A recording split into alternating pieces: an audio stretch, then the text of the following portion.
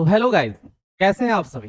उम्मीद करते हैं आप सब बहुत अच्छे होंगे और खूब मन लगाकर पढ़ भी रहे होंगे, क्योंकि अगले साल आपका बोर्ड है। ठीक है, तो अभी से ही तैयारी शुरू होनी चाहिए ताकि आपका बोर्ड में अच्छा स्कोर आए। ठीक है, तो हम आज स्टार्ट करेंगे क्लास 10 का chapter number 1 of political science, जिसका नाम है पावर शेयरिंग।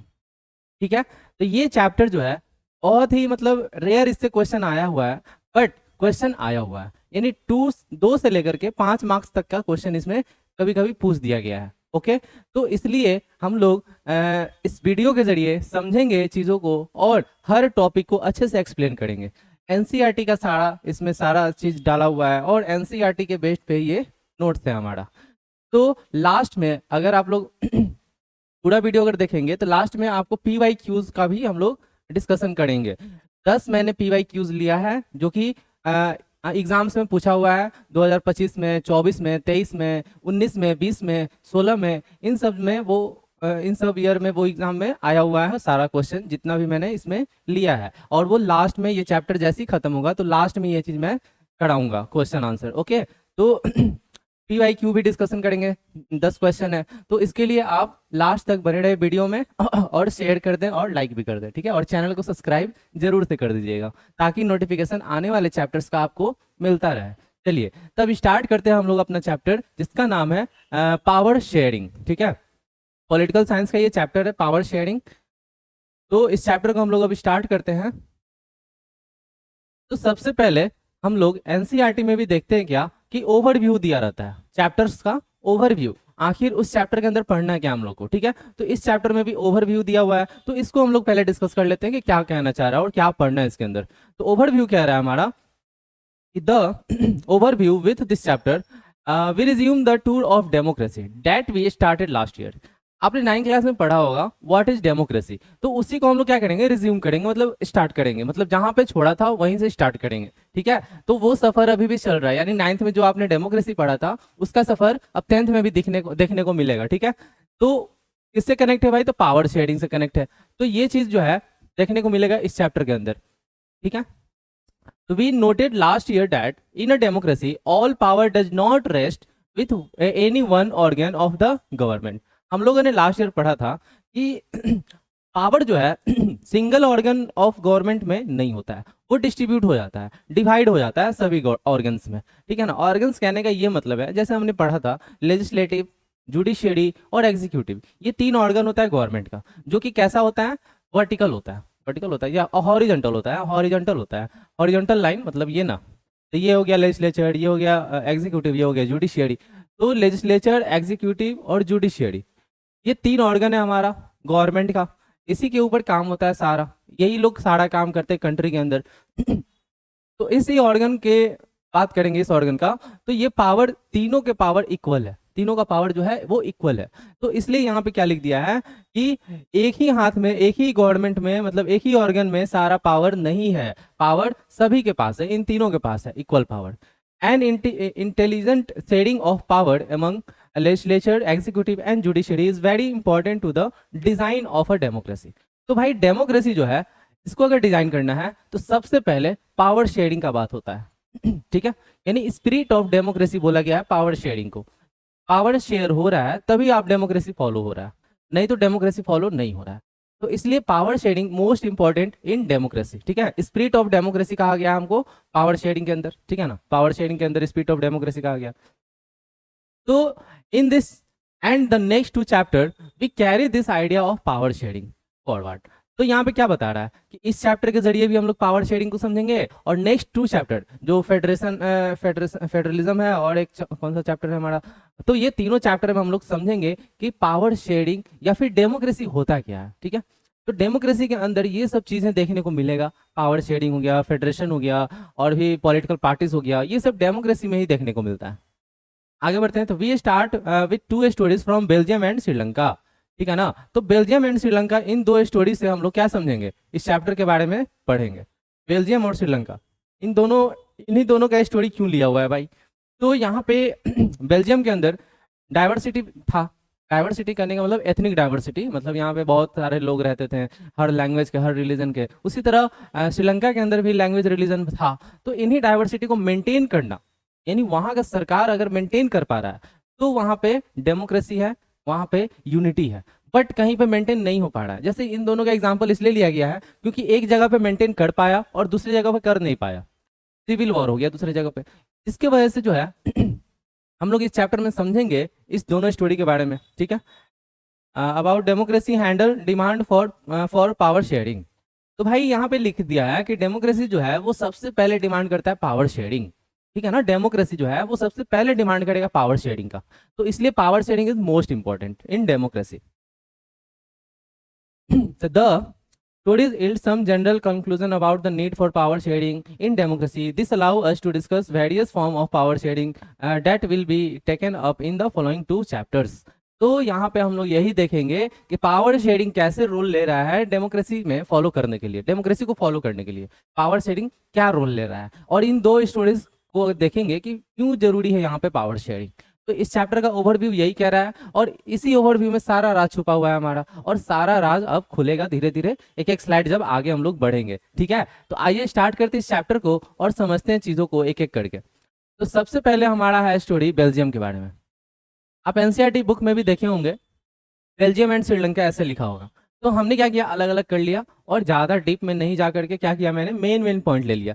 जैसा कि मैंने बताया कि इस चैप्टर का वेटेज थोड़ा कम है, जिसके वजह से इस चैप्टर को थोड़ा ज्यादा डीप में नहीं जान करके क्या करेंगे हम लोग, मेन मेन बेसिक चीजें जान जाएंगे ताकि एग्जाम में जो भी क्वेश्चंस आए इसके ऊपर वो इजिली हम लोग बना सकें।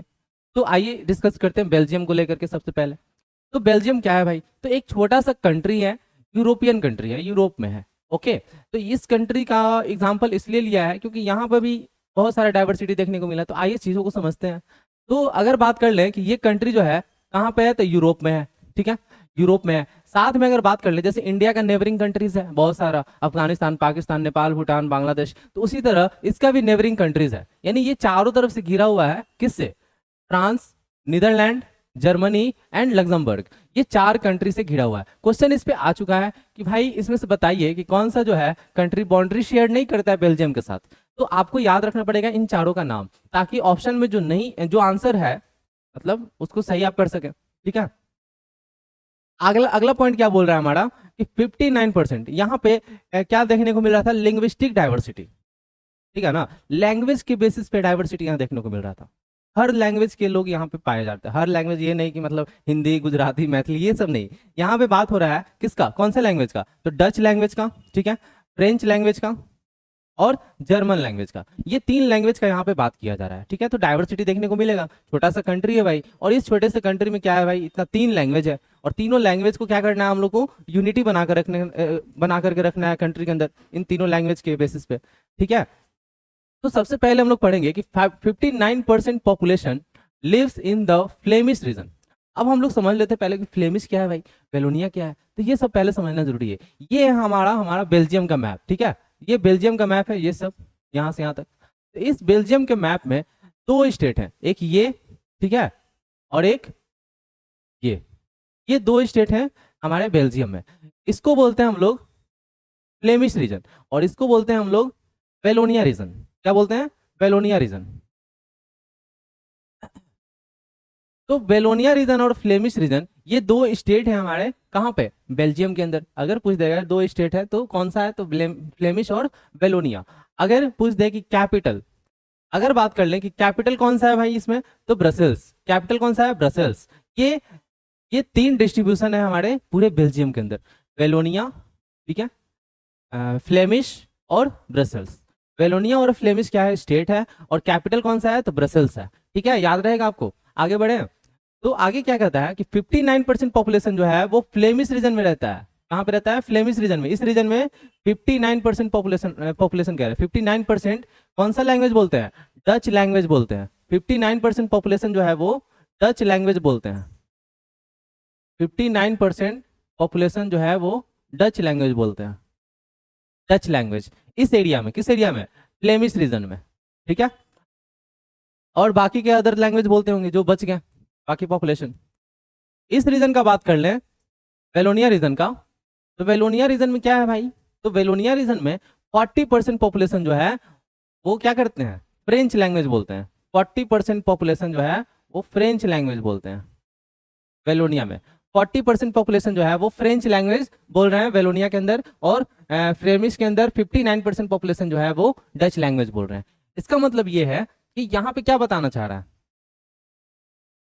क्या बताना चाह रहा है कि टोटल 100% पॉपुलेशन किसका, बेल्जियम का 100% पॉपुलेशन, जिसमें से 59% पॉपुलेशन जो है वो डच लैंग्वेज बोल रहे हैं, 40% पॉपुलेशन जो है वो फ्रेंच लैंग्वेज बोल रहे हैं, बच गया हमारा 1%। 1% पॉपुलेशन क्या बोल रहा है भाई, तो यहाँ पे इस रीजन को आप लोग देख रहे होंगे, ऐसे शेडेड किया हुआ है इस रीजन को, इस रीजन को, ये रीजन जो है यहाँ पे बोला जाता है German, German language, German language.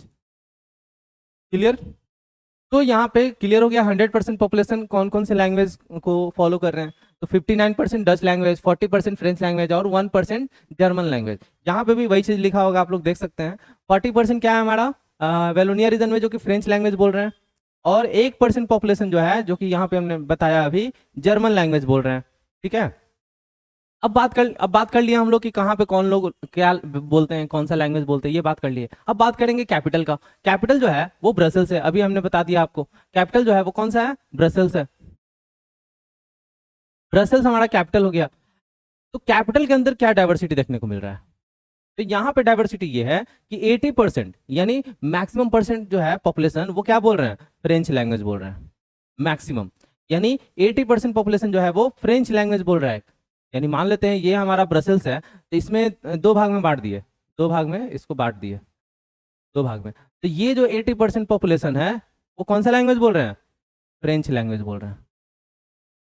और ये बच गया जो 20%, ये कौन सा लैंग्वेज बोल रहे हैं, तो डच लैंग्वेज बोल रहे हैं, डच लैंग्वेज बोल रहे हैं। सोचिए, यानी कैपिटल के अंदर क्या है, डाइवर्सिटी अलग है। 80 और 20 का रेशियो बन रहा है हमारा। क्लियर, आगे बढ़ते हैं। तो ये हो गया हमारा कैपिटल का। The minority French speaking community was relatively rich and powerful. अब बोल रहा है कि माइनॉरिटी में हमारा कौन है, फ्रेंच लैंग्वेज है ना 40%, जर्मन तो बहुत माइनॉरिटी है। तो यहाँ पे 40% जो फ्रेंच लैंग्वेज स्पीकिंग है, ये वाला फ्रेंच लैंग्वेज स्पीकिंग जो है 40%, ये क्या बोल रहा है, ये इसका क्या बोल रहा है कि ये जो लोग हैं फ्रेंच स्पीकिंग लोग, इनका कम्युनिटी बहुत ही अमीर और पावरफुल है। ठीक है, अमीर भी है और पावरफुल है, दोनों है। क्लियर, आगे बढ़ते हैं। तो ये था हमारा बेल्जियम के बारे में, बेल्जियम का डाइवर्सिटी। इससे बाहर क्वेश्चन कुछ नहीं आने वाला। अगर 5 मार्क्स में आ जाए, 3 मार्क्स में आ जाए, तो इसी को आपको एक्सप्लेन करना है। ठीक है, थोड़ा सा अपने वर्ड में कुछ भी इंक्लूड कर देना है ताकि वर्ड काउंट बढ़ सके और आपका नंबर स्कोर अच्छा हो सके। क्लियर, आइए आगे देखते हैं, नेक्स्ट स्लाइड की तरफ चलते हैं। तो ये आपका क्लियर हो गया होगा। याद रखना है कि फ्लेमिश रीजन में किनका पॉपुलेशन ज्यादा है, तो 59% है किसका, फ्रेंच लैंग्वेज का, नहीं डच लैंग्वेज का। ठीक है, डच लैंग्वेज का। और 40% वेलोनिया रीजन में जो कि फ्रेंच बोलते हैं, और 1% पॉपुलेशन जो कि जर्मन बोलते हैं, जो कि आपका ये है नक्शा के अंदर यहाँ पे दिखेगा। चलिए, अब आएगा नेक्स्ट टॉपिक श्रीलंका का। श्रीलंका का कैसे भाई एथनिक ग्रुप कैसे बटा हुआ है अलग अलग। तो श्रीलंका एक आइलैंड नेशन है। ये सब आप जान रहे होंगे कि श्रीलंका क्या है भाई, एक आइलैंड नेशन है, आइलैंड नेशन है श्रीलंका। यहाँ का जो डाइवर्सिटी है, यहाँ पे भी अलग अलग लैंग्वेज देखने को मिल रहा है, अलग अलग रिलीजन देखने को मिल रहा है। तो डाइवर्स पॉपुलेशन यहाँ पे भी है। मेजर सोशल और ग्रुप्स, तो सबसे ज्यादा सोशल ग्रुप में 74% हमारा है सिंहला लैंग्वेज, सिंहला लैंग्वेज 74%। ठीक है, सिंहला लैंग्वेज 74% है। 18% जो है वो हमारा तमिल लैंग्वेज, 18% तमिल लैंग्वेज है, 18% तमिल लैंग्वेज है। इसी 80% का दो डिवीजन है, एक डिवीजन है 13% और एक डिवीजन है 5%। 13% जो पॉपुलेशन है वो श्रीलंकन तमिल है। यहाँ पे श्रीलंका का ही ये तमिल बोलने वाले लोग हैं, श्रीलंका के ही हैं, मतलब शुरू से ही श्रीलंका में ही रहे हैं। तो 13%। 5% जो है वो इंडियन तमिल है, मतलब इंडिया के जो तमिलनाडु रीजन है वहां से कुछ मजदूर के रूप में, जब ये ब्रिटिश का टाइम था तो वहां से कुछ मजदूर के रूप में वहां पे गए थे, ले जाया गया था ब्रिटिश के द्वारा श्रीलंका के अंदर।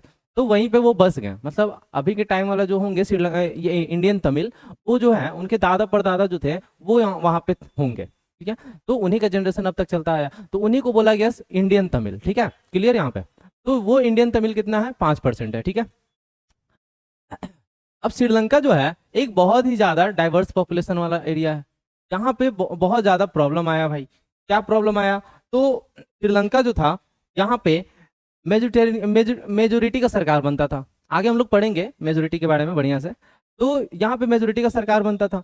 यहाँ पे जो था बहुत ज्यादा ये लड़ाई झगड़ा यानी कॉन्फ्लिक्ट होने का चांसेस बढ़ गया था। क्यों भाई, क्यों कॉन्फ्लिक्ट हो रहा था? तो मेजोरिटी चाहता था कि हम अपना सरकार बनाए और मेरे हिसाब से चले, यानी सुप्रीमेसी मेरा रहे, मतलब हम जो बोले वही हो ये कंट्री के अंदर। ठीक है, तो सिंघाला लैंग्वेज वाले जो थे वो मेजोरिटी में थे, देख रहे हो ना 74%। ये 74% जो थे वो अपना सुप्रीमेसी बनाना चाहते थे, पूरे ऑटोनॉमी अपने कंट्रोल में रखना चाहते थे।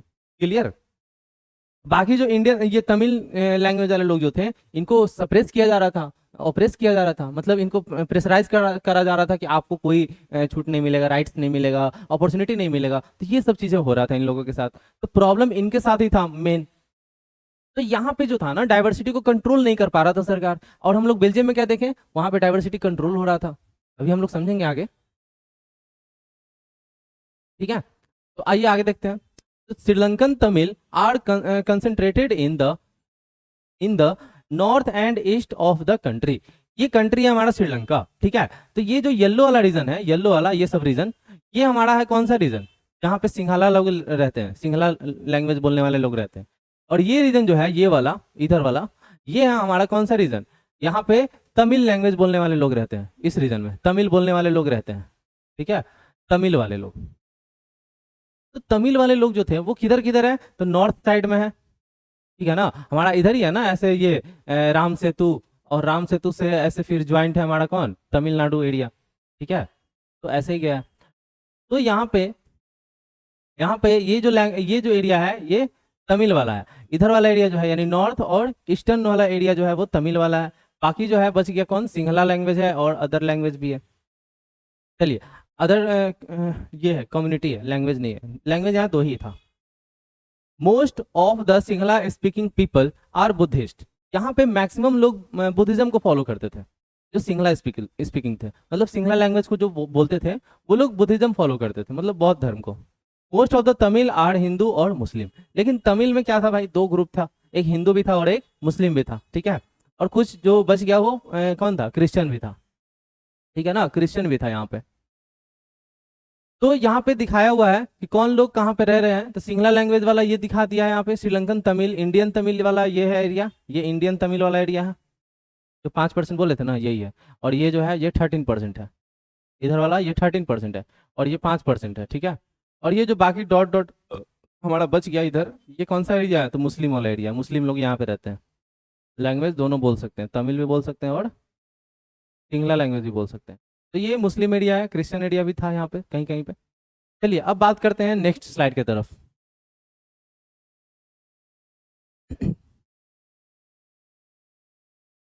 अगर हम लोग बात कर लें ये बेल्जियम और श्रीलंका के बारे में कुछ और डीप बात, तो उसमें बेल्जियम में क्या था कि यहाँ पे डाइवर्सिटी को कंट्रोल करने के लिए बहुत सारा कदम उठाया गया। यहाँ पे कॉन्स्टिट्यूशन एक ड्रॉ किया गया, उस कॉन्स्टिट्यूशन के अकॉर्डिंग ही जो है सारा डाइवर्सिटी को कंट्रोल में रखा गया, यूनिटी को मेंटेन रखा गया। कॉन्स्टिट्यूशन में 4 बार जो है अमेंडमेंट किया गया था कॉन्स्टिट्यूशन के अंदर, और उस अमेंडमेंट के जरिए जो है क्या किया गया था?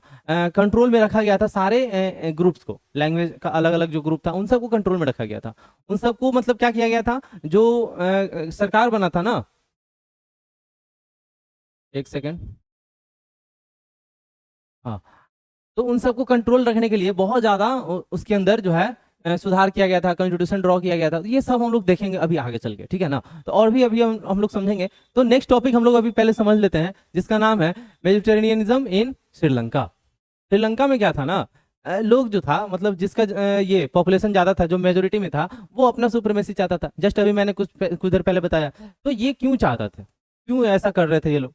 तो ये लोग अपना मतलब मन मौजी था कि भाई हम मेजोरिटी में, मेरा जनसंख्या ज्यादा है, तो हमारा हमारे वजह हमारे मतलब बोलने से जो होगा होगा यहाँ पे। ठीक है ना, तो ये चीज गलत था।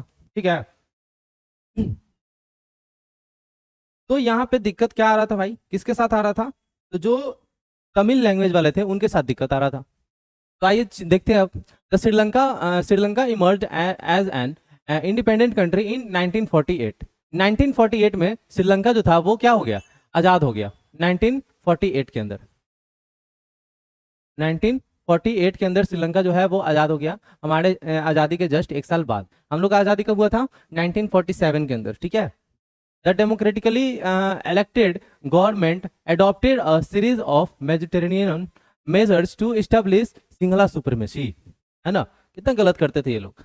तो यहाँ पे बोल रहा है क्या कि यहाँ पे तो इलेक्शन होता था, जैसे डेमोक्रेसी में इलेक्शन होता है वैसे ही होता था, बट यहाँ पे दिक्कत ये था कि जो गवर्नमेंट बनता था ना, गवर्नमेंट जो बनता था, जैसे मान लेते हैं कि सिंगला कम्युनिटी वाले वोट किए, तमिल वाले भी वोट किए, मान लेते हैं, ठीक है। तो तमिल वाले का सुप्रीमेसी तो कभी नहीं आएगा, क्योंकि वो मेजोरिटी में नहीं है, माइनॉरिटी में है, 18% है ही, तो कैसे हो पाएगा। तो जिसकी वजह से सिंगला कम्युनिटी वाले हमेशा जीत जाता था, उसी का सरकार बनता था। तो वो लोग क्या चाहते थे कि इस्टेब्लिश करें हम लोग क्या, सुप्रीमेसी, यानी सिंगला लैंग्वेज का सुप्रीमेसी हो, मतलब हर चीज सिंगला लैंग्वेज के बोलने पे हो, सिंगला लैंग्वेज जो चाहे वो हो, सिंगला लैंग्वेज को सभी जगह पे अपॉर्चुनिटी मिले, सिंगला लैंग्वेज को ही सारा सुप्रीमेसी में मतलब रोल मिले हर जगह पे, और सिंगला लैंग्वेज का ही दबदबा बना रहे कंट्री के अंदर, ठीक है। तो ये चीज चाह रहा था, सुप्रीमेसी चाह रहा था कौन? श्रीलंका, ठीक है। नेक्स्ट पॉइंट बोल रहा है कि the government adopted Mediterranean measures to establish Sinhala supremacy. तो गवर्नमेंट जो था इतना रूडली बिहेव कर रहा था कंट्री के अंदर, क्या चाह रहा था कि सिंगला का सुप्रीमेसी बन जाए, सिंगला सुप्रीमेसी आ जाए, मतलब सिंगला का ही सारा ये क्या उसको बोलते हैं, सरकार भी रहे, सिंगला का ही यूनिवर्सिटी में लैंग्वेज चले, यानी पढ़ाया जाए तो सिंगला लैंग्वेज में पढ़ाया जाए, बोला जाए सिंगला लैंग्वेज में, या फिर बुक्स वगैरह सिंगला लैंग्वेज में प्रिंट होगा। तो सोचिए कितना गलत हो रहा था उन लोगों के साथ। तमिल वाले का कोई ये वजूद ही नहीं था कंट्री के अंदर, सिर्फ नाम के लिए वहां पे थे कि तमिल वाले भी हैं श्रीलंका के अंदर, तो प्रॉब्लम आ रहा था। अब देखिए क्या करते हैं 1956 में, और गलत कदम उठाने के ऊपर आ जाते हैं। तो 1956 में जो है एक एक्ट पास कर देते हैं, ठीक है ना, एक्ट पास कर देते हैं, इसलिए भाई to recognise Sinhala as the only official language, thus disregarding Tamil. बहुत ज्यादा गलत कर रहे थे तमिल के साथ।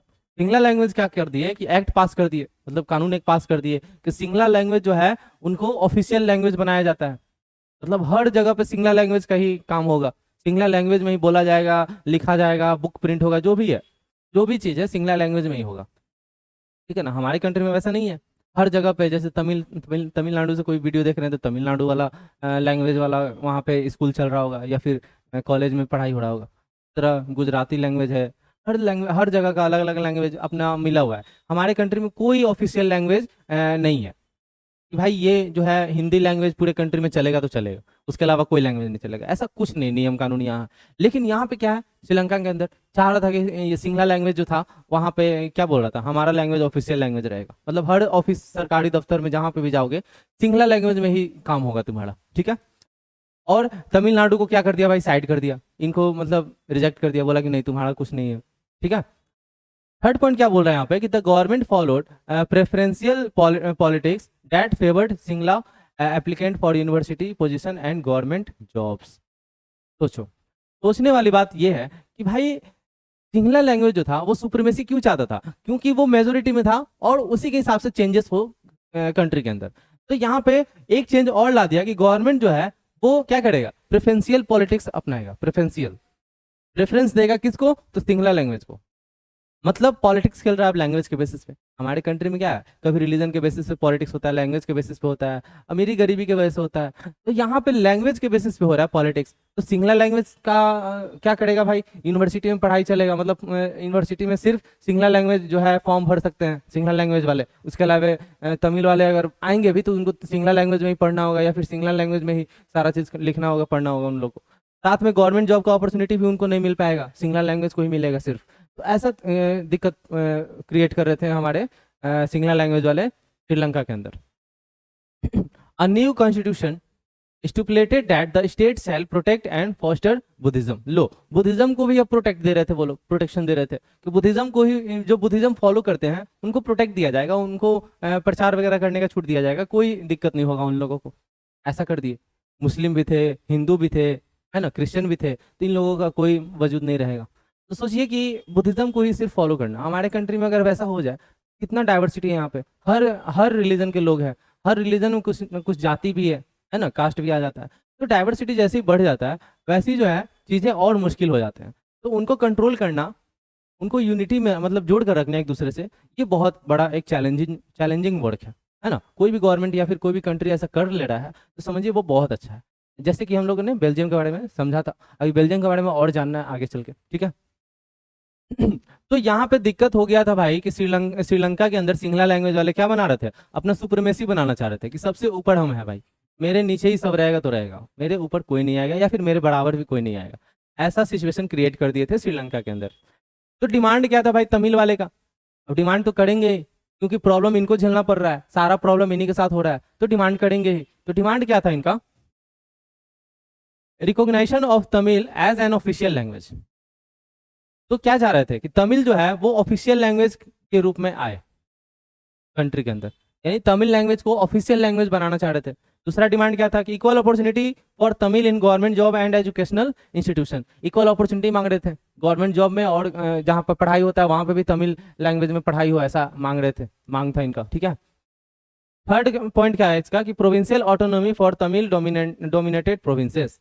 अब लो बोल रहे थे कि हमारा जो एरिया है तमिलनाडु वाला उसको एक अलग स्टेट बना दिया जाए, जैसे कैसे बिहार बिहार हो गया, उत्तर प्रदेश, झारखंड, ये सब एरिया है जो अलग अलग डिवाइड हो गया है अपने अपने एरिया के अकॉर्डिंग, अपने अपने कल्चर लैंग्वेज के अकॉर्डिंग, उसी के अकॉर्डिंग जो है डिवाइड कर दिया गया। जैसे तमिलनाडु हो गया, आंध्र प्रदेश, इन सब जगहों पे अलग अलग लैंग्वेज बोला जाता है, तो इन्हीं के बेसिस पे, लैंग्वेज के बेसिस पे इनको डिवाइड कर दिया गया, अलग अलग रीजन दे दिया गया, ठीक है। चलिए आगे बढ़ते हैं। तो यहाँ पे ये समझ गए हम लोग डिमांड क्या था इनका भाई। देखिए इससे क्वेश्चन आता है, मेडिटेरेनियन से क्वेश्चन आता है, इसलिए इसको अच्छे से समझ लेना है, ठीक है। अभी तक जितना भी मैंने बताया इसको अच्छे से मेमोराइज कर लेना है, बार बार वीडियो को देखेंगे ताकि याद हो जाए चीज़, जितना भी मतलब क्वेश्चन इनसे इस पे बन सके वो याद हो जाए, या फिर पिछला स्लाइड जो बेल्जियम श्रीलंका के बारे में था वो याद हो जाए, है ना, डाइवर्सिटीज के बारे में। तो वैसे ही इसको भी याद कर लेना है, बार बार वीडियो को देख लेंगे ना आप तो याद हो जाएगा। नेक्स्ट है हमारा एकोमोडेशन इन बेल्जियम। तो बेल्जियम के अंदर कैसे भाई लोग रह रहे थे और कैसे चीज़ों को मतलब कंट्रोल कर रहे थे, कैसे यूनिटी बना कर रख रहे थे कंट्री के अंदर बिना सिविल वॉर हुए। तो बेल्जियम के अंदर समझते हैं अकोमोडेशन कैसा था। तो बिटवीन 1970 एंड 1993, ठीक है, इन सालों के बीच, ठीक है, मतलब कब से कब के बीच, कितना साल था इधर, 20 और 3 23 साल, यानी 23 year they amendment their constitution 4 times, some of the element of the Belgium model यार। देखो क्या बोल रहा है, हमने पीछे भी बताया था कि बेल्जियम के अंदर जो कॉन्स्टिट्यूशन ड्रॉ हुआ था उसमें 4 बार अमेंडमेंट किया गया था, यानी सुधार किया गया था। क्यों, ऐसा क्यों कर रहे थे वो लोग, तो बहुत सारा कारण था, बहुत सारा नहीं बोलेंगे, यहाँ पे लिखे हुए हैं कारण। तो यहाँ पे 3 लैंग्वेज वाले लोग थे, डच स्पीकिंग थे और फ्रेंच स्पीकिंग थे, ये दो जो था नंबर ऑफ पॉपुलेशन इनका ज्यादा था, और एक थे जो कि कौन थे, जर्मन स्पीकिंग लोग थे, ठीक है। तो यहाँ पे दिक्कत ये आ रहा था कैसे लोग चीजों को कंट्रोल कर रहे थे, इसको समझेंगे। तो central government, the number of Dutch and French speaking ministers shall be equal in the central government, यानी जो केंद्र सरकार बना, जैसे हमारे केंद्र सरकार में अभी नरेंद्र मोदी है ना, वैसे ही यहाँ पे केंद्र सरकार बना, यानी प्राइम मिनिस्टर जैसे हमारे कंट्री में, तो यहाँ पे भी प्राइम मिनिस्टर मान लेते हैं। तो वहां जो प्राइम मिनिस्टर का जो पद था वहां पे नंबर ऑफ मेंबर्स जो था वो इक्वल था, मान लेते हैं कि सेंट्रल गवर्नमेंट है यहाँ, ठीक है। तो 10 मेंबर फ्रेंच स्पीकिंग है, तो 10 मेंबर जो है वो डच स्पीकिंग वाले भी रहेंगे, यानी इक्वल नंबर ऑफ मेंबर्स रहेगा हमारे सेंट्रल गवर्नमेंट के अंदर। क्लियर हो गया ये चीज, तो इक्वल नंबर ऑफ मेंबर रहेंगे सेंट्रल गवर्नमेंट के अंदर, है ना, डच स्पीकिंग और फ्रेंच स्पीकिंग दोनों का। Some special law required the support of the majority of the members from each linguistic group. अब कुछ स्पेशल लॉ भी दिया बनाया जाएगा किसके बिहाफ में, जो मेजोरिटी में है, जैसे डच वाले फ्रेंच वाले, इन दोनों के बारे में कुछ स्पेशल कानून बनाया जाएगा, ठीक है। स्टेट गवर्नमेंट, हमने पीछे बेल्जियम के बारे में पढ़ा था कि 2 स्टेट था, एक वेलोनिया और एक फ्लेमिश। तो स्टेट गवर्नमेंट भी बनाया जाएगा, are not subordinate to the central government. यहाँ पे एक चीज उसको और पावर दे दिया गया, स्टेट तो बनाया गया, स्टेट गवर्नमेंट भी बनेगा, और वो स्टेट गवर्नमेंट जो है वो सेंट्रल गवर्नमेंट के प्रेशर में नहीं रहेगा, वो अपने बदौलत फैसला ले सकता है, चीजों को मतलब डिसीजन ले सकता है, और डिसीजन लेकर के चीजों को चेंज कर सकता है अपने स्टेट्स के अंदर। क्लियर, तो ये था हमारे स्टेट्स गवर्नमेंट। उसी तरह ब्रसेल्स का बात कर लें, तो Brussels has a separate government in which both communities have equal representation. अब लो ब्रसेल्स में हमने पढ़ा था कि 80% थे और 20% थे, डच और ये कौन थे, फ्रेंच वाले, 80-20 का रेशियो था। तो वो दोनों को क्या किया गया, separate government, Brussels has separate government in which both communities have equal representation, यानी दोनों को इक्वल रिप्रेजेंटेशन दिया गया, यानी 80 और 20 का रेशियो था, 80 और 20 का रेशियो था लैंग्वेज में। लेकिन सरकार जो बना, जो गवर्नमेंट बना, उसमें मेंबर का रिप्रेजेंटेशन इक्वल कर दिया, मेंबर्स का, यानी 10 मेंबर अगर डच वाले हैं तो 10 मेंबर फ्रेंच वाले भी रहेंगे, ठीक है। तो इक्वल रिप्रेजेंटेशन कर दिया किसके अंदर, ब्रसेल्स के अंदर, जबकि 80 और 20 का रेशियो था। तो यहाँ पे कोई भी कॉन्फ्लिक्ट नहीं हुआ वैसा, तो ब्रसेल्स के अंदर ये था। Apart from the central and state government there is a third kind of government called community government. अब देखिए, सेंट्रल गवर्नमेंट, स्टेट गवर्नमेंट, ये दो गवर्नमेंट बन गया था। उसके अलावा एक प्रॉब्लम और आ रहा था कम्युनिटी गवर्नमेंट बनाने की वजह से। प्रॉब्लम नहीं आ रहा था, मतलब प्रॉब्लम को सॉल्व करने के लिए कम्युनिटी गवर्नमेंट भी बना दिया गया। जैसे मान लेते हैं कि कहीं पे परसेंटेज कम है, जैसे ये रीजन तो था, कहाँ पे गया वो, उसका मैप लेना पड़ेगा ना, बेल्जियम का। तो ये जो था, इस रीजन में मान लेते हैं कि इधर वाला कोई रीजन है, उसके अलावा और भी बहुत सारा रीजन है, ये वाला रीजन, इधर रीजन। तो कहीं कहीं पे क्या था ना कि मान लेते हैं कि ये डच स्पीकिंग वाला एरिया है, तो यहाँ पे कहीं पे फ्रेंच वाले लोग होंगे, यहाँ पे फ्रेंच वाला है तो कहीं पे डच वाले लोग होंगे। तो उसी के अकॉर्डिंग जो है कम्युनिटी गवर्नमेंट का भी डिमांड हो गया कि कम्युनिटी गवर्नमेंट भी होना चाहिए, ठीक है, क्योंकि वहां पे भी कम्युनिटी को कोई दिक्कत ना हो, उसके लिए एक सरकार, अलग से छोटा सा सरकार, जैसे हमारी कंट्री में लोकल गवर्नमेंट होता है ना, पंचायती हो गया, पंचायत हो गया गांव के अंदर, और शहर के अंदर नगर निगम, तो ये हो गया लोकल गवर्नमेंट, ठीक है। तो आगे बढ़ते हैं। तो बेल्जियम के अंदर ऐसे जो है कम्युनिटी गवर्नमेंट हुआ, पहले सेंट्रल गवर्नमेंट बना, फिर स्टेट गवर्नमेंट बना, फिर कम्युनिटी गवर्नमेंट बना। मतलब अब चीजों को मतलब अच्छे से हैंडल करने के लिए हर चीज सेटअप कर लिया गया, यहाँ पे अब कोई प्रॉब्लम नहीं होगा। The community government is elected by people belonging to one language community, Dutch, French, German। तो हमने अभी जस्ट बताया कि कहीं पे फ्रेंच लैंग्वेज है तो वहाँ पे डच लैंग्वेज भी होंगे, कोई ना कुछ परसेंट होंगे, तो उसके लिए कम्युनिटी गवर्नमेंट बनाया गया। तो तीनों लैंग्वेज के लिए कम्युनिटी गवर्नमेंट बनाना पॉसिबल था, अपना बना सकते थे कम्युनिटी गवर्नमेंट। तो ये सब चीजें समझ गए हम लोग। Brussels was chosen as the head quarter of the European Union. लो, अब यहाँ पे क्या बोल रहा है कि ये सब एकोमोडेशन देखते हुए कि कैसे लोग यहाँ पे रह रहे थे ब्रसेल्स के अंदर या फिर पूरे बेल्जियम के अंदर, कोई दिक्कत नहीं हो रहा था, डाइवर्सिटी को कंट्रोल करना आ रहा था इन लोगों को, साथ में हर लैंग्वेज को प्रेफरेंस दे रहे थे ये लोग। ऐसा नहीं कि श्रीलंका के जैसा कि भाई सिंगला लैंग्वेज ही टॉप पे रहेगा, बाकी सब नीचे रहेगा, ऐसा कुछ नहीं था यहाँ पे। इसलिए ये चीजों को देखते हुए यूरोपियन यूनियन का जो हेड क्वार्टर है वो कहाँ पे बनाया गया, ब्रसेल्स के अंदर बनाया गया। कहाँ पे बनाया गया, ब्रसेल्स के अंदर। तो हेड क्वार्टर क्यों बनाया गया भाई, क्योंकि यहाँ पे डाइवर्सिटी कंट्रोल करना जानते थे ये लोग। तो हेड क्वार्टर ब्रसेल्स के अंदर बनाया गया, किसका, यूरोपियन यूनियन का। क्लियर। अब आगे बढ़ते हैं। एकोमोडेशन इन बेल्जियम समझ गए, इससे क्वेश्चन आता है, इसलिए बार बार वीडियो को देख करके याद कर लेंगे इस चीज को। अब समझते हैं कि बेल्जियम और श्रीलंका को अगर कंपेयर करते हैं तो क्या चीजें देखने को मिलता है। तो Sri Lanka and Belgium are both democratic countries, it have very diverse social setups. तो यहाँ पे देखने को क्या मिल रहा था कि दोनों कंट्री के अंदर बहुत ज्यादा डाइवर्सिटी था, लैंग्वेज के ऊपर लिंग्विस्टिक डाइवर्सिटी था, और दोनों ने अलग अलग सेटअप कर रखा था अपने अपने कंट्री के अंदर। बेल्जियम के अंदर अलग सेटअप था, श्रीलंका के अंदर अलग सेटअप था, ठीक है। तो both countries have adopted very different approaches when it comes to power sharing. अब देखो बात करते हैं क्या, तो भाई दोनों जगह पे अलग अलग अप्रोच लगाया। मतलब पहले बेल्जियम में अगर देखा जाए तो पावर शेयरिंग का अप्रोच लगा, श्रीलंका के अंदर देखा जाए तो पावर शेयरिंग करने का अप्रोच नहीं लगा, वहां पे पावर शेयर नहीं करना चाह रहे थे, अपने हाथ में ही पावर रखना चाह रहे थे सिंगला लैंग्वेज वाले। तो यहाँ पे दोनों में पावर शेयरिंग तो था, लेकिन क्या था भाई, एक में डिस्ट्रीब्यूट किए, डिवाइड किए पावर को, और एक जो था वो अपने हाथ में रखा पावर को, ठीक है। Belgium adopted the policy of accommodation of social and ethnic division. तो भाई यहाँ पे क्या किया बेल्जियम ने, पॉलिसी एक अपनाया जिसमें क्या किया गया, सोशल डिविजन्स को साथ में रखने का कोशिश किया, यूनिटी बनाए रखने का कोशिश किया। और दूसरे हाथ में श्रीलंका को अगर देखा जाए तो ये क्या किया भाई, तो but followed the majoritarian policies, ये मेजोरिटी के बिहाफ पे सरकार बनाने का चाहा, और उसी के हाथ में पावर दे दिया सारा। तो ये चीजें देखने को मिला डिफरेंट डिफरेंट, अलग अलग दोनों दोनों कंट्री में, अलग अलग दोनों कंट्री में, ठीक है। Under the Belgium model of democracy power was shared among two ethnic groups.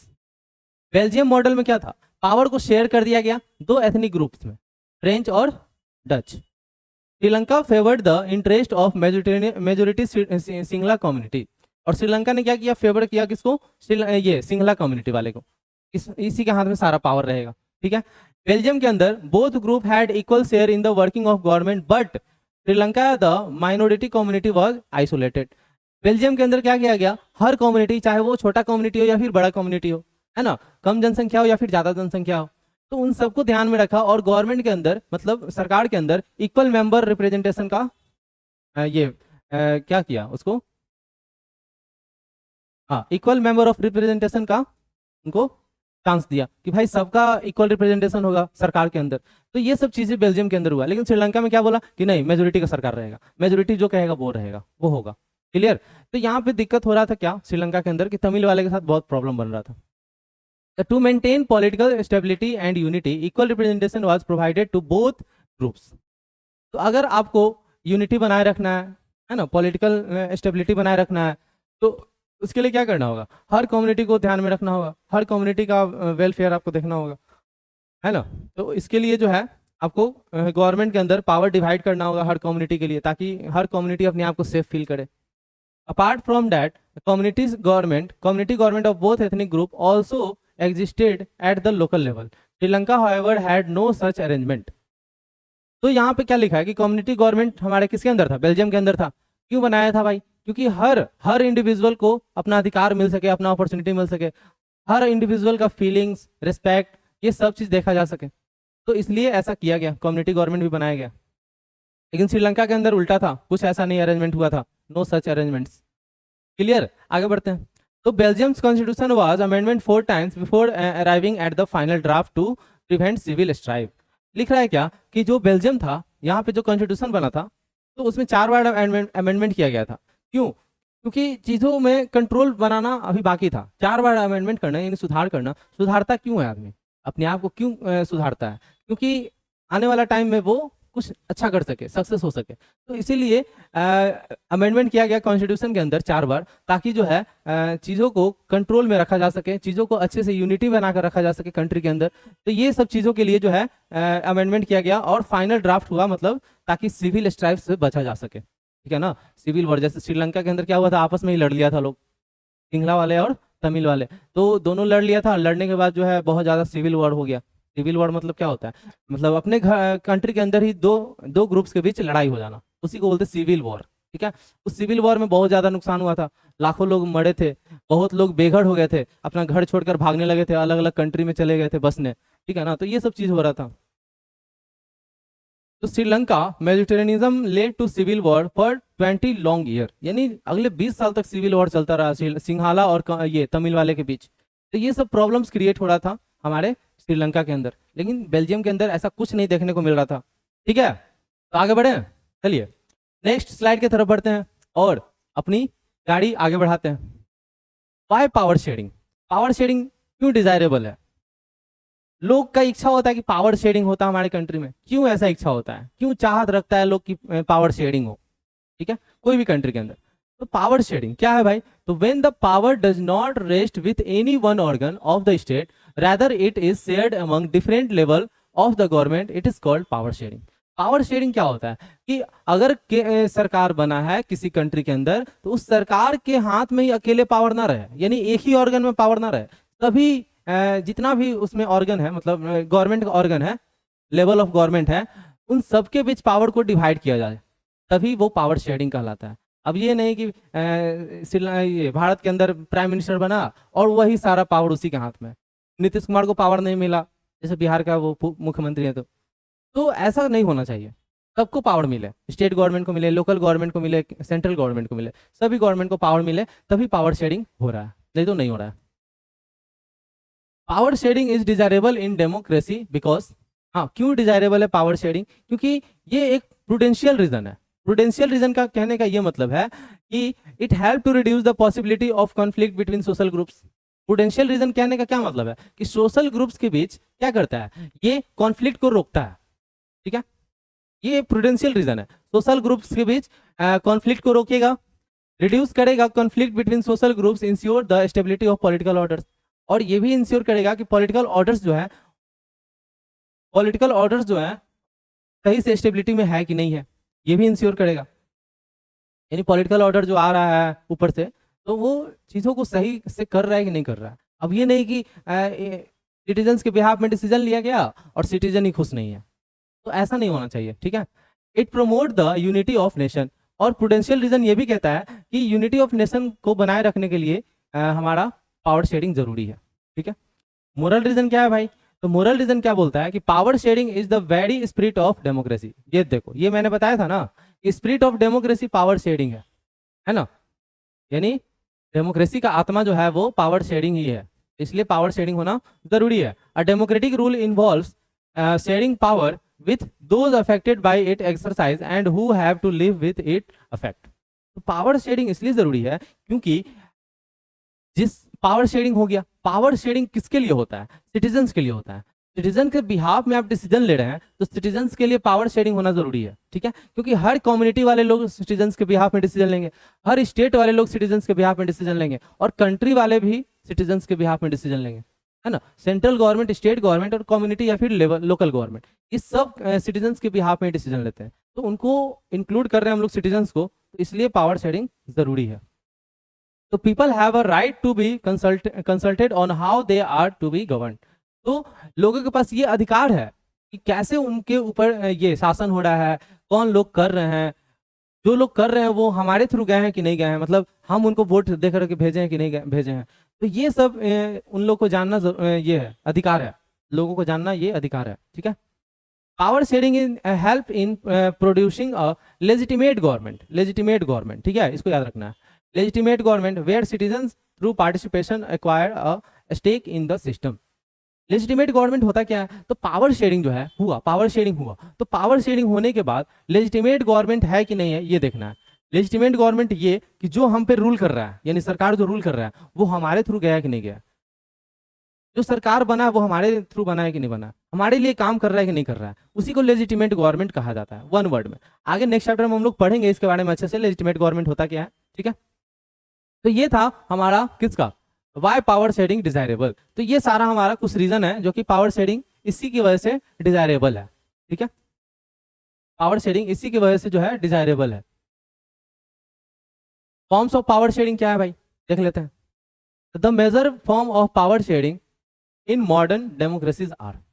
देखो, आज के टाइम पे पावर शेयरिंग, मॉडर्न टाइम पे पावर शेयरिंग क्यों जरूरी है ये समझेंगे अब हम लोग। तो फॉर्म्स ऑफ पावर शेयरिंग क्या होता है समझते हैं। तो power sharing among the different organ of different horizontal power sharing। हाँ, क्या बोल रहे थे? Power sharing among the different organ of government। Power sharing क्या होता है? हॉरिजॉन्टल शेयरिंग होता है एक तरह से। ये लेजिस्लेचर है, ये एग्जीक्यूटिव है, जुडिशियरी है। लेजिस्लेचर को भी पावर दिया जाता है, एग्जीक्यूटिव को भी पावर दिया जाता है, और जुडिशियरी को भी पावर दिया जाता है। तो इन सब के बीच इक्वल पावर का शेयरिंग होता है, जिसकी वजह से पावर शेयरिंग पॉसिबल है यहाँ पे, ठीक है। एक तरह से डेमोक्रेसी पॉसिबल है।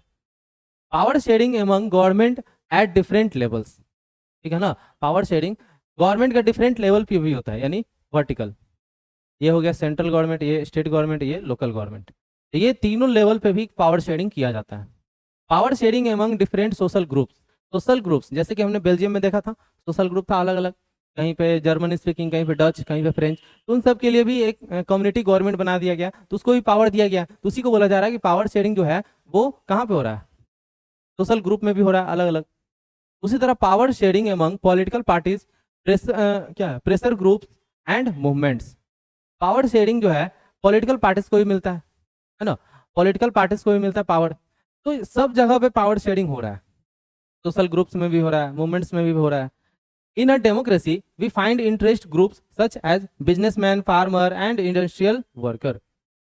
डेमोक्रेसी में क्या है कि जो भी क्या है, interest groups such as businessman. हाँ, तो डेमोक्रेसी में हर कोई को ये मिला हुआ है ना, राइट मिला हुआ है, अधिकार मिला हुआ है, चाहे वो कोई भी हो, वोटिंग अधिकार हो या फिर फंडामेंटल राइट्स हो।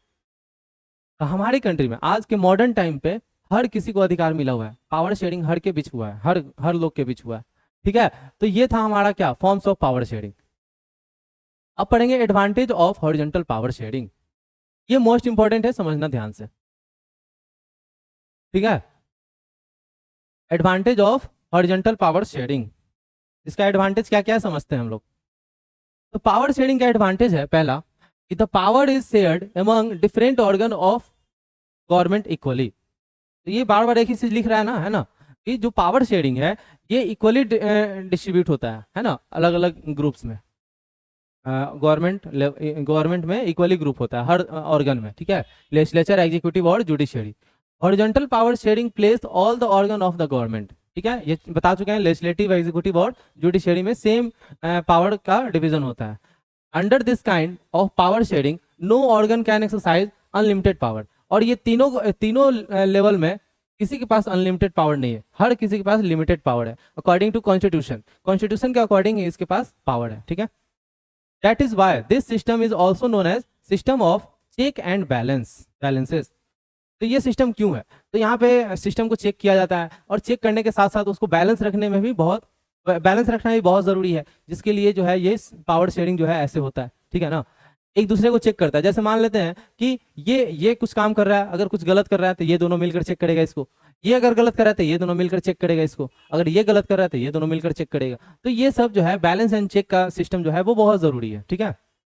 जैसे एग्जाम्पल ले लेते हैं इंडिया का, through the minister and government officials exercise power they are responsible to the parliament और स्टेट लेजिस्लेचर। तो यहाँ पे हम लोग जानते हैं कि हमारे कंट्री में क्या है, पावर शेयरिंग हुआ है लेजिस्लेचर के अंदर, ये क्या बोलते हैं उसको, पार्लियामेंट के अंदर और स्टेट लेजिस्लेचर के अंदर।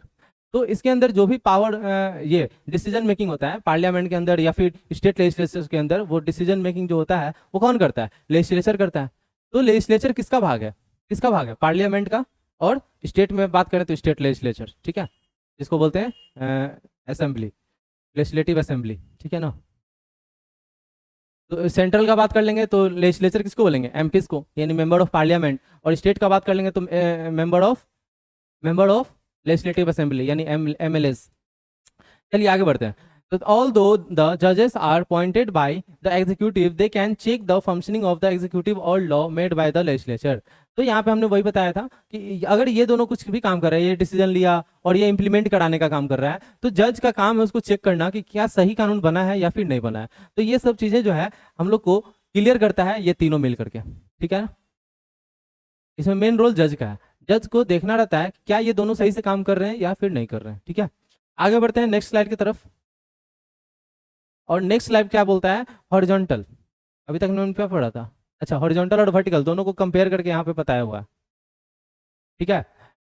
तो हॉरिजॉन्टल डिवीजन ऑफ पावर और वर्टिकल डिवीजन ऑफ पावर, तो ये दोनों हम लोग पढ़ चुके हैं, ठीक है। उसी को यहाँ पे हमने क्या किया है, एक स्लाइड में ले लिया है, दोनों को कंपेयर करके देख लेते हैं।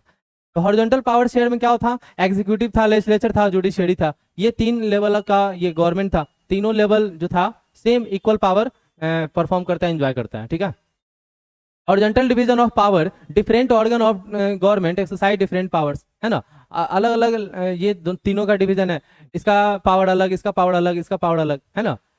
हॉरिजॉन्टल डिवीजन है तीनों का, तो पावर अलग अलग अपना ये एंजॉय करता है। Horizontal distribution specifies the concept of check and balance in order to check the exercise of unlimited power of the organs. तो यहाँ पे किसी ऑर्गन का क्या होता है, अनलिमिटेड पावर यूज करने लगता है वो, तो उसको बैलेंस रखना, चेक करते रहना, ये किसका जिम्मेदारी है, हर एक ऑर्गन का। यानी तीन ऑर्गन है, तो मान लेते कि कोई ऑर्गन ज्यादा पावर यूज कर रहा है अनलिमिटेड, तो वो दोनों का काम है उसको कंट्रोल करना, बैलेंस और चेक करना, ठीक है। तो ये था हॉरिजॉन्टल। उसी तरह हमारा वर्टिकल में भी है कि पावर शेयरिंग जो होता है वो उसमें क्या होता है, यूनियन होता है, स्टेट होता है और लोकल होता है। यानी ये सेंट्रल गवर्नमेंट है, ये स्टेट गवर्नमेंट है और ये लोकल गवर्नमेंट है। तो इसमें डिस्ट्रीब्यूशन हुआ पावर वर्टिकल, वर्टिकल मतलब ऐसे, ये सेंटर है, ये स्टेट है, ये लोकल है ना, सेंटर स्टेट लोकल।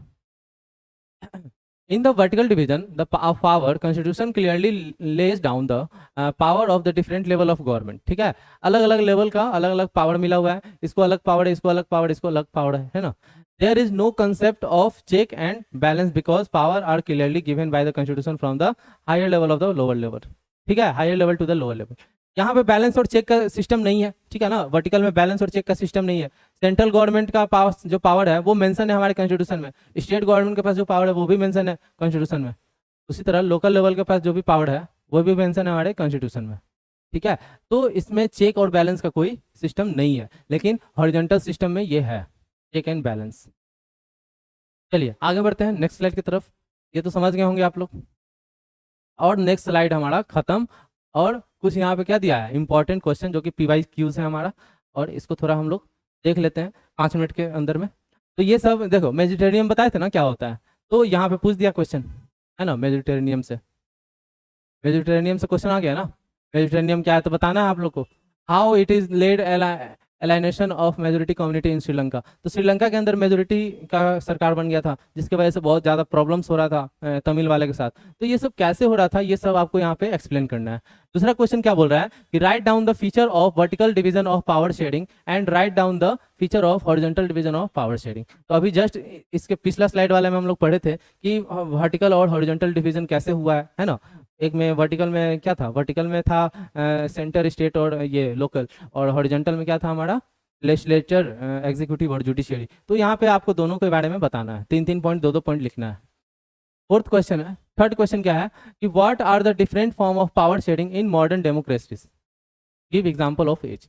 तो यहाँ पे बोल रहा है कि पावर शेयरिंग जो है मॉडर्न टाइम पे, अभी जस्ट हमने पढ़ा इसके तो पिछले वाले स्लाइड में, ये वाला कहाँ गया,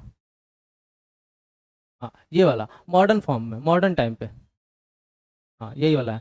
तो इसमें क्या बता रहा था कि डेमोक्रेसी में बहुत ज़्यादा जरूरी है मॉडर्न टाइम पे, ये क्या, पावर शेयरिंग बहुत ज़्यादा जरूरी है आज के टाइम पे। डेमोक्रेसी होना बहुत ज़रूरी है, तभी पावर शेयरिंग होता है। पावर शेयरिंग सोशल ग्रुप्स में भी बहुत ज़्यादा योगदान देता है, उसको यूनिटी बनाए रखने के लिए, कंट्री के अंदर यूनिटी बनाए रखने के लिए। तो इसके लिए भी पावर शेयरिंग जरूरी है, ठीक है।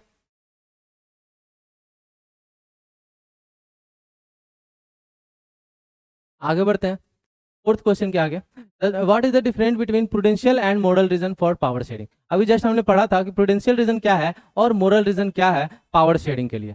तो प्रूडेंशियल रीजन और मोरल रीजन, इन दोनों को आपको अच्छे से एक्सप्लेन करना है, और इसको बार बार आप देखोगे इस वीडियो को, तो क्या होगा, ये सारी चीजें याद हो जाएंगे आपको, ठीक है। नेक्स्ट स्लाइड की तरफ आते हैं। नेक्स्ट क्वेश्चन, फिफ्थ क्वेश्चन क्या हो रहा है, what is the linguistic composition of Belgium. तो बेल्जियम का क्या लिंग्विस्टिक कंपोजिशन था, कौन कौन सा लैंग्वेज कितना परसेंट था, किसका मेजोरिटी था, किसका माइनॉरिटी था, ये सब आपको देखना है, ठीक है। तो वीडियो में हम आपको सब बता चुके हैं। नेक्स्ट क्वेश्चन है कि describe the element of the Belgian model of accommodating diversities. तो बेल्जियम में कैसे कंट्रोल किया गया था डाइवर्सिटीज को, उसके बारे में यहाँ पे देना है, बताना है, ठीक है ना। तो कॉन्स्टिट्यूशन बनाया गया, और पावर्स को डिवाइड किया गया सेंट्रल, स्टेट और लोकल में, और साथ में 4 बार अमेंडमेंट किया गया ताकि हर हर कम्युनिटीज को जो है पावर मिल सके, और हर कम्युनिटी सेटिस्फाई हो सके कि भाई हाँ बेल्जियम का जो सरकार है वो सही काम कर रहा है, ठीक है। तो सेटिस्फाई के लिए करना था ये। क्वेश्चन नंबर 7 क्या बोल रहा है कि why is there a need to give space to diverse social group in administration of और डेमोक्रेटिक कंट्री, गिव रीजन। तो क्यों ये जरूरी था सोशल ग्रुप्स को स्पेस देने का। तो क्योंकि एडमिनिस्ट्रेशन में अगर योगदान रहेगा हर सोशल ग्रुप्स का, तो क्या होगा, वो अपने आप को सेफ फील करेंगे। जैसे मान लेते हैं कि किसी सोसाइटी से उठकर, कोई भी सोसाइटी से निकल करके कोई भी एडमिनिस्ट्रेशन सिस्टम में जा सकता है, ऐसा होना चाहिए प्रावधान, यानी प्रोविजन ऐसा होना चाहिए। तभी जो है हर सोशल ग्रुप अपने आप को सेफ फील करता है कंट्री के अंदर, ठीक है। जैसे तमिलनाडु में, ये तमिलनाडु करे, तमिल लोग को श्रीलंका के अंदर नहीं था कोई भी प्रोविजन वैसा, इसके लिए वो लोग सिविल वॉर कर दिए। क्वेश्चन नंबर 8 क्या बोल रहा है कि how is community government elected in Belgium. Belgium के अंदर कम्युनिटी गवर्नमेंट कैसे इलेक्ट किए जाते थे, तो ये भी बता चुके हैं हम कि उसमें हर हर रीजन में कोई ना कोई कम्युनिटी वाले लोग होंगे, जैसे डच वाले हो सकते हैं, या फिर फ्रेंच वाले हो सकते हैं, या फिर जर्मन वाले। तो वो लोग अपने कम्युनिटी गवर्नमेंट बना सकते हैं, अपना कम्युनिटी गवर्नमेंट, यानी किसी को इलेक्ट करेंगे अपना अपना लीडर के रूप में, ठीक है। 9 क्वेश्चन है कि why was there an acute problem in Brussels during 1950s and 1960s between the two communities. तो डच और फ्रेंच के बीच में ब्रसल्स में क्या था, माइनॉरिटी और मेजोरिटी का दिक्कत आ रहा था, तो वहाँ पे थोड़ा सा प्रॉब्लम क्रिएट हुआ था। फिर वहाँ पे इक्वली ट्रीट किया गया सब दोनों कम्युनिटी के साथ गवर्नमेंट के द्वारा। तो कैपिटल के अंदर भी क्या किया गया, वहाँ पे सरकार बनाया गया और दोनों मेंबर्स को इक्वली रखा गया। 80-20 का रेशियो था, लेकिन क्या किया गया, मेंबर इक्वल किया गया। लास्ट क्वेश्चन क्या है कि sharing of power makes a country more powerful and United. Power sharing जो है वो किसी भी कंट्री को यूनिट क्या बोलते हैं, यूनिटी बना करके रखेगा, जोड़ करके रखेगा, तभी जब आप पावर शेयर करोगे तब, नहीं तो यूनिटी टूटना फिक्स है, ठीक है। इसी स्टेटमेंट को जस्टिफाई करना है आप लोग को। तो ये था आज का सेशन, जिसमें आपको पावर शेयरिंग के बारे में अच्छे से समझा दिया, और 10 क्वेश्चन को भी डिस्कस किया हमने। इस 10 क्वेश्चन का आप आंसर प्रैक्टिस घर पे करेंगे, और अगर कोई भी क्वेश्चन में डाउट हो तो आप हमसे भी कांटेक्ट कर सकते हैं व्हाट्सएप पे, या फिर आप वीडियो को बार बार देखें, सारा आंसर इसका आपको मिल जाएगा वीडियो के अंदर। क्लियर? तो हर टॉपिक का आपको आंसर इसमें मिल जाएगा इस वीडियो के अंदर। पिछले स्लाइड में सारा आंसर हमारा दिया हुआ है हर क्वेश्चन का, ठीक है, आंसर मिल जाएगा आप लोग। तो पावर शेडिंग हुआ फिनिश। आज के लिए इतना ही, मिलते हैं नेक्स्ट चैप्टर को लेकर के। और नेक्स्ट चैप्टर आपके डिमांड पे आएगा, जो भी आएगा, ठीक है। तो नेक्स्ट चैप्टर को लेकर के मिलते हैं, और इस सेशन के लिए थैंक यू। मिलते हैं नेक्स्ट क्लास।